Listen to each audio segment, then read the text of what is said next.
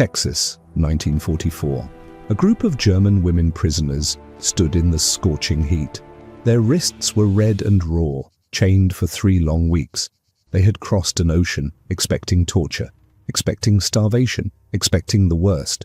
But then a cowboy walked toward them. He wasn't carrying a weapon, he was carrying bolt cutters. He looked at their chains, looked at their frightened faces. Then he said something that made every woman freeze in shock. 5 simple words, words that would haunt them for the rest of their lives. "You won't need these here." The chains hit the ground. The women couldn't move, couldn't speak, couldn't believe what just happened. What came next? You won't believe it.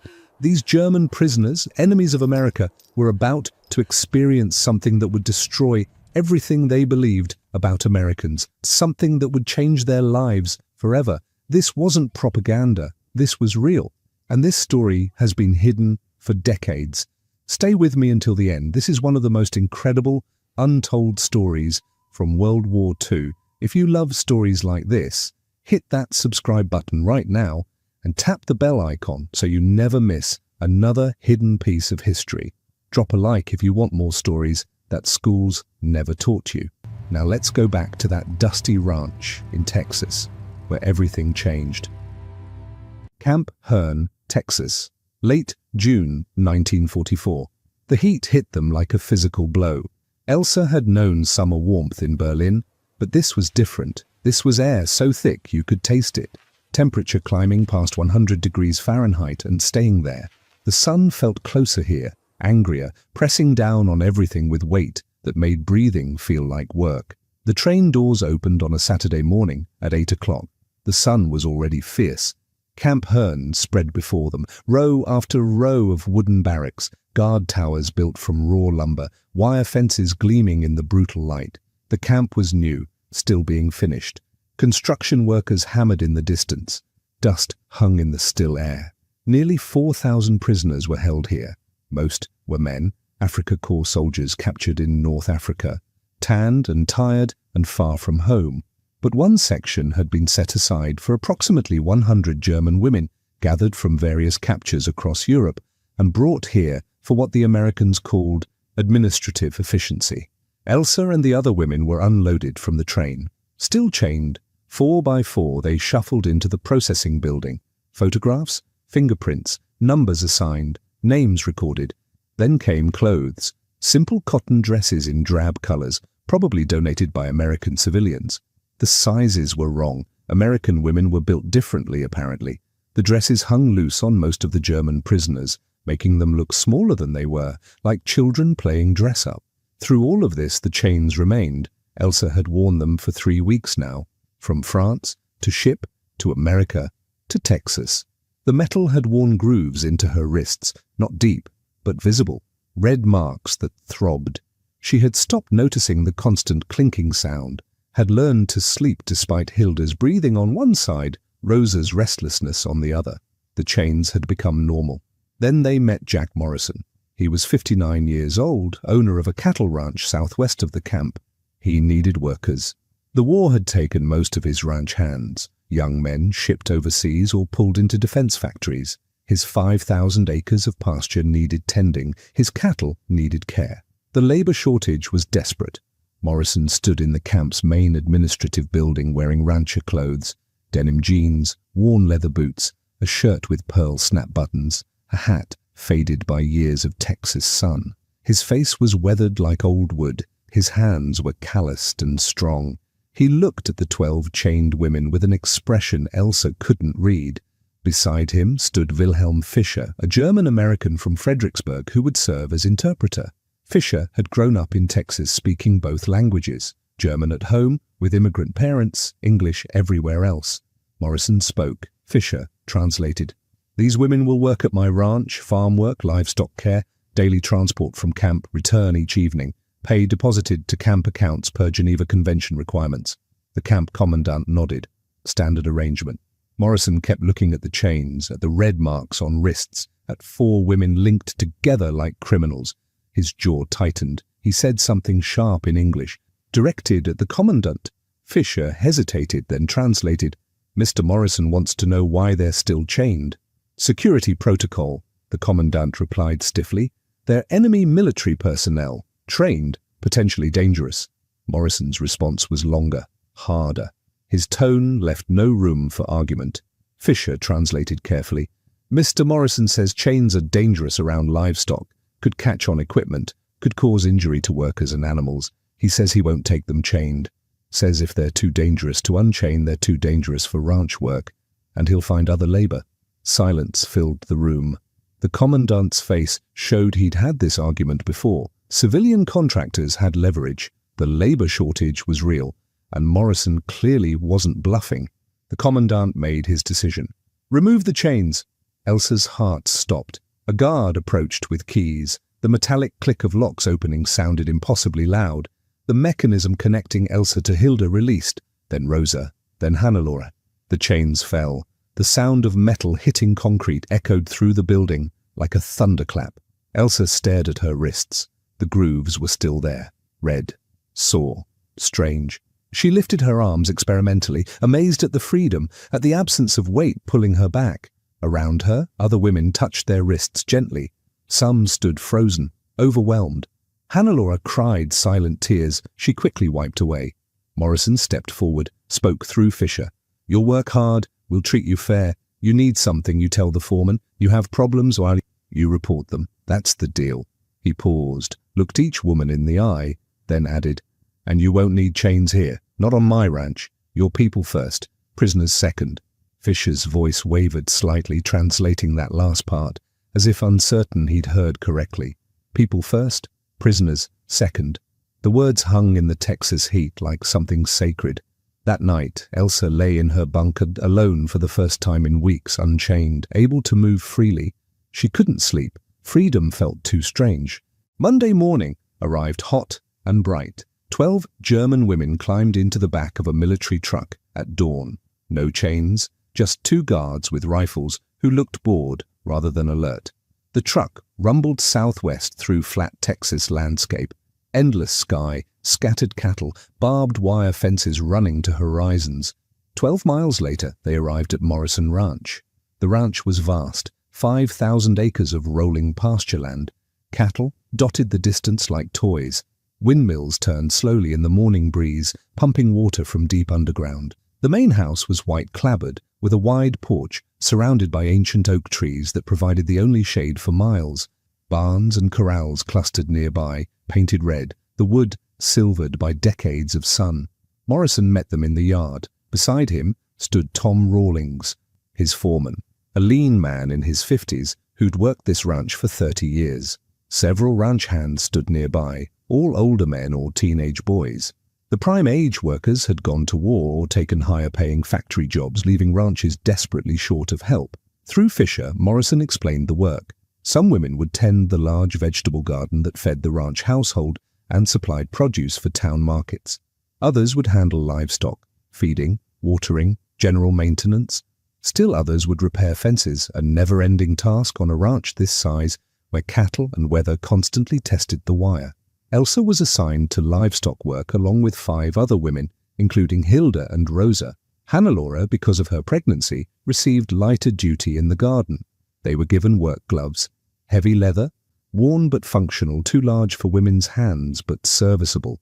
Morrison demonstrated how to use a pitchfork to toss hay into feeding troughs, how to pump water into metal tanks, how to move around cattle safely without startling them. Then they began. The work was brutal. Radio operation required mental focus but not muscle. This was different, lifting hay bales, hauling water buckets, walking miles across open pasture, checking fence lines. By mid-morning, Elsa's back ached. By noon, her hands were blistered despite the gloves, but she wasn't chained. That awareness returned constantly, surprising her each time. Every movement, reaching for hay, stretching to fill a water tank, walking freely across open ground, reminded her of freedom she'd stopped expecting. At noon, Morrison's wife appeared.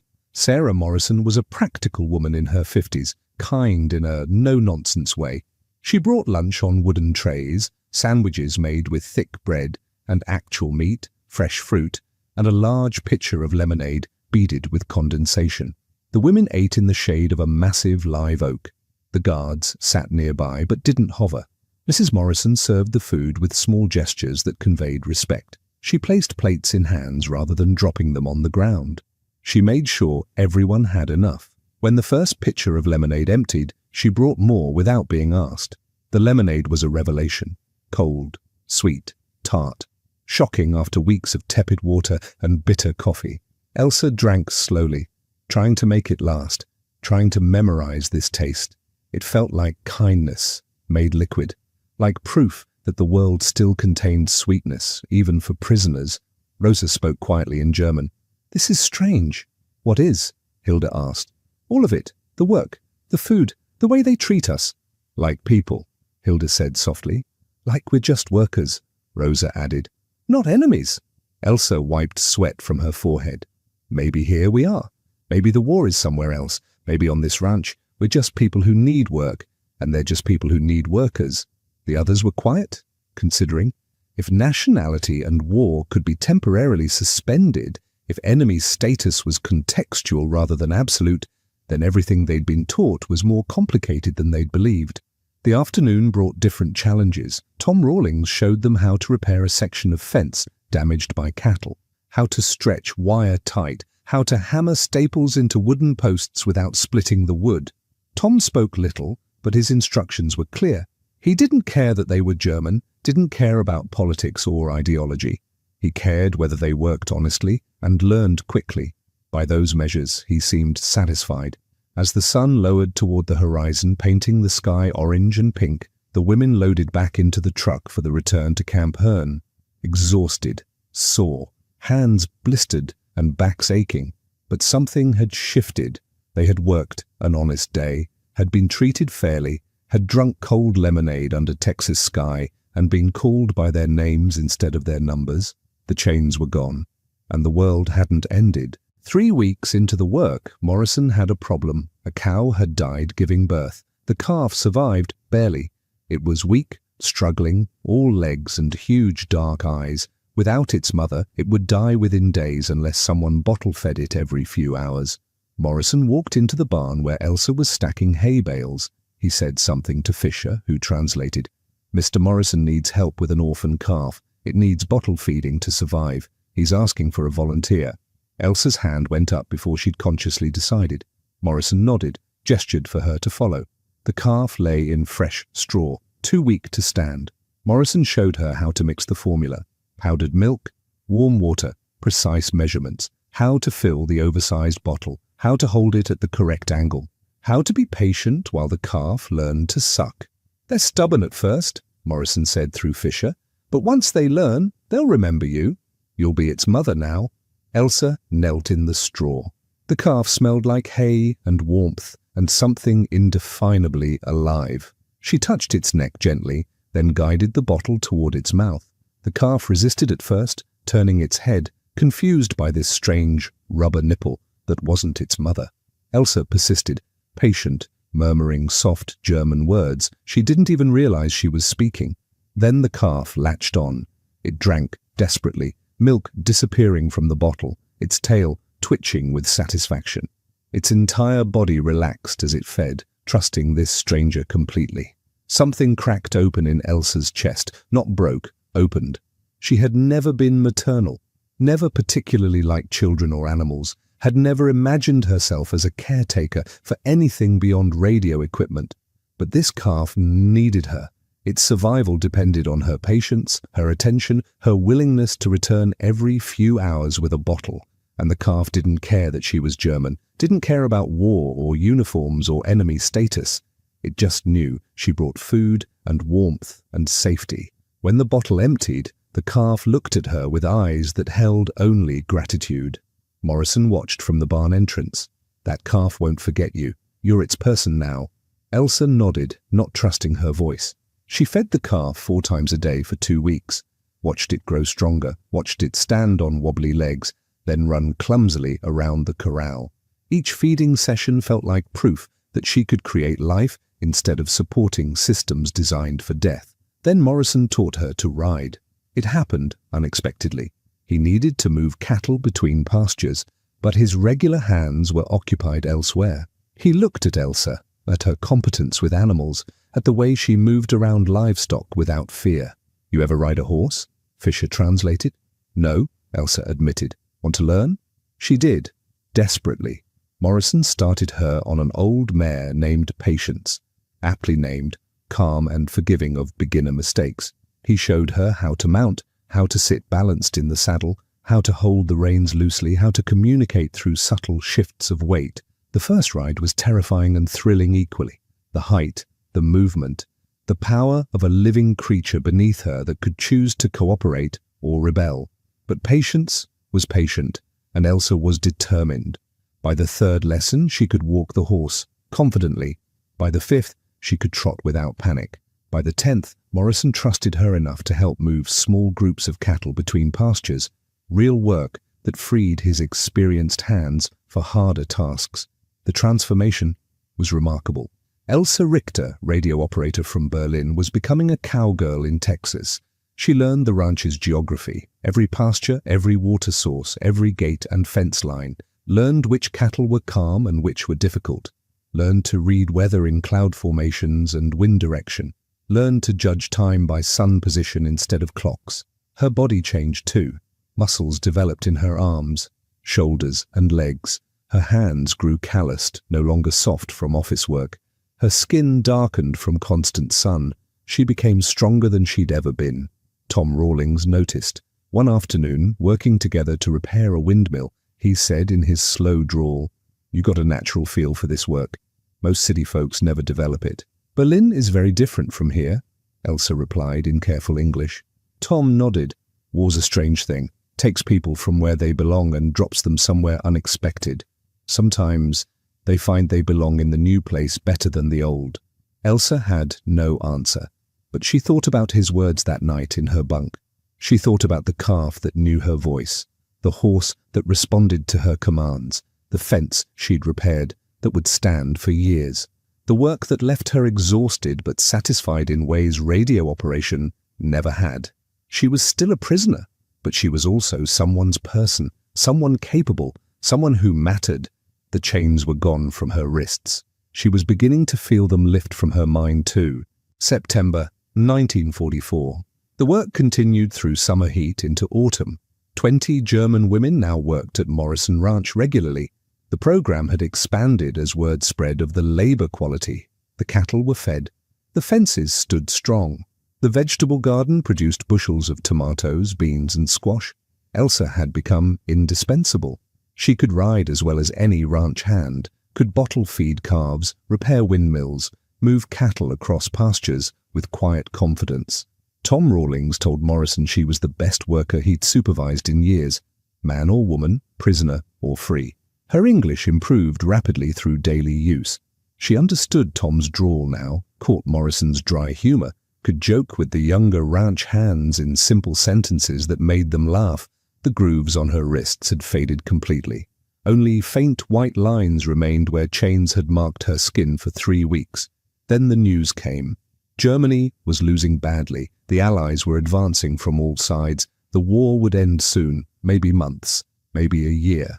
Prisoners would eventually be repatriated, sent home to whatever remained of their country.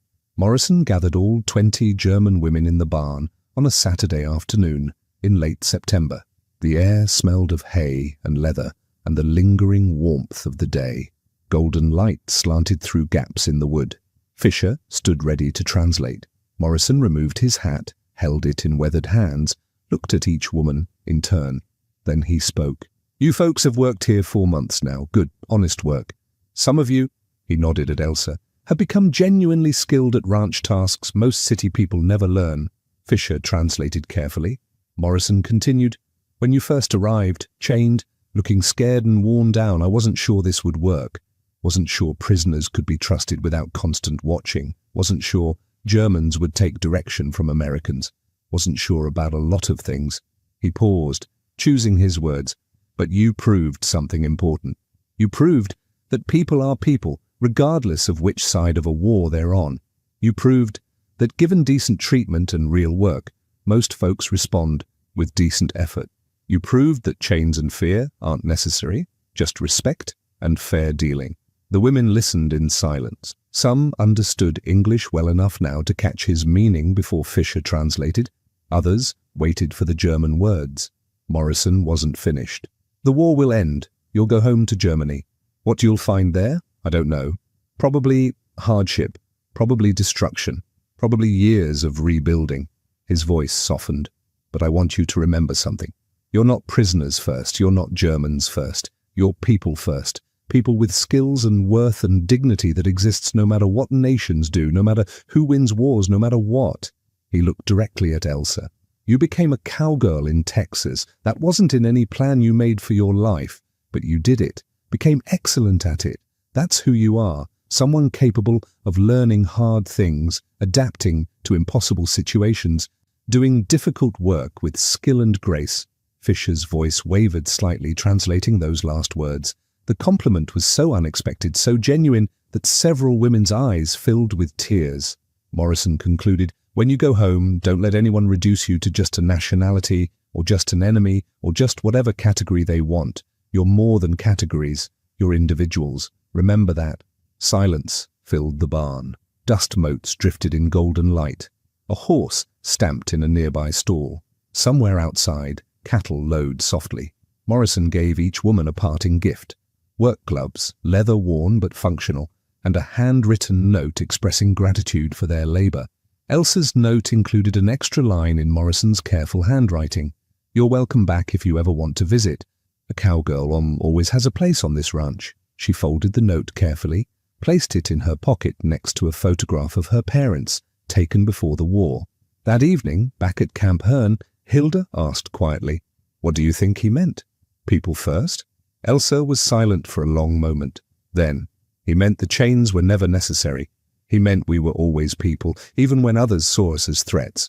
He meant who we are matters more than what side we fought on." "Do you believe that?" Rosa asked. "I do now," Elsa said. "I didn't when we arrived, but I do now." Around them, other women nodded slowly. Morrison had removed their chains on the first day, but today he'd told them why. May 8th, 1945, Germany surrendered. The news reached Camp Hearn through official channels, a commandant's announcement, formal notification that the war in Europe had ended. The reaction among prisoners was mixed. Some felt relief, others devastation. Most felt numb, too overwhelmed to process what it meant. Elsa felt strangely disconnected. The war had been happening somewhere else for months, a distant abstraction while she fed calves and rode horses and repaired fences in Texas. Its end changed nothing immediately. She was still a prisoner, still working Morrison Ranch. The surrender was theoretically significant but practically altered little in her daily life. But gradually, changes accumulated. Talk of repatriation began, processing schedules, transportation arrangements. The massive bureaucratic effort to return millions of displaced persons and prisoners to homelands transformed by defeat and occupation. Elsa was repatriated in August 1945. The journey reversed her arrival. Trucks to trains to ships across the Atlantic. But this time, no chains, no armed guards treating her like a threat, just exhausted people heading toward uncertain futures. She arrived in Hamburg, which was barely recognizable. Where a city had stood, now rubble stretched for miles. Buildings reduced to skeletal frames, streets buried under debris, the smell of dust and death still lingering months after the bombing stopped. From Hamburg, she made her way to Berlin, a difficult journey through broken transport systems, through zones controlled by different Allied powers, through checkpoints requiring endless paperwork. Berlin was worse than she'd imagined. The city center was a moonscape. Her family's apartment building had been hit by bombs, reduced to twisted steel and concrete fragments. Neighbors who survived told her the news she'd been dreading. Her parents were dead, killed in an air raid in February 1945, buried in a mass grave with hundreds of others. She was alone, completely alone, 24 years old in a destroyed city without family or home or prospects. Around her, millions of other Germans navigated similar devastation, loss, defeat, the grinding work of survival in circumstances that made survival seem impossible. But Elsa had something many others didn't. She had memories of Texas. She had skills learned on Morrison Ranch.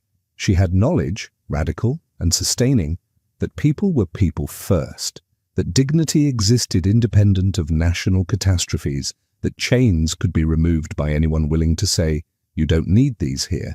She found work in reconstruction, physical labor like the ranch, hauling rubble, clearing streets, the endless work of transforming ruins back into a functioning city. The work was brutal, but Elsa was strong now. Her hands were calloused. Her back was resilient. She could work full days without breaking. She also found Hilda again, purely by chance, in a bread line in the American sector. They recognized each other instantly, embraced with unexpected emotion.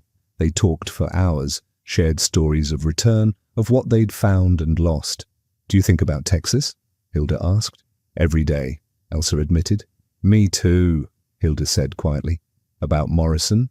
About the moment the chains came off, about being treated like people instead of enemies." In 1965, 20 years after the war ended, Elsa received a letter from Texas. Jack Morrison, now 79, writing to say he'd often wondered what became of the German women who'd worked his ranch, hoped they'd survived, hoped they'd found peace.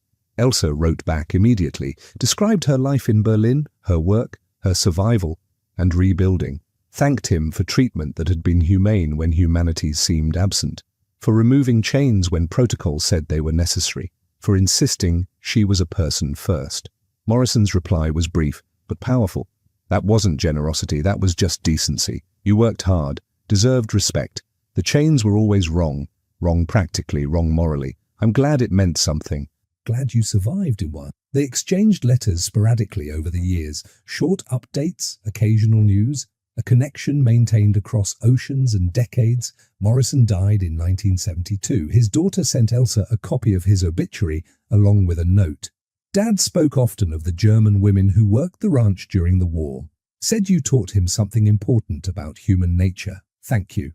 Elsa kept the letter, kept the worn work gloves Morrison had given her in 1945, kept the memory of chains falling away, of a rancher saying, "You won't need these here." She lived until 1998, dying at 77 in a Berlin transformed from ruins to prosperity. She had witnessed Germany's division and reunification, had contributed to its rebuilding, had survived when survival seemed impossible. In her possessions, her nieces found the gloves, Morrison's letters, and one photograph she'd never mentioned, herself on horseback in Texas, squinting at the camera in bright sun, wearing work clothes and a slight smile.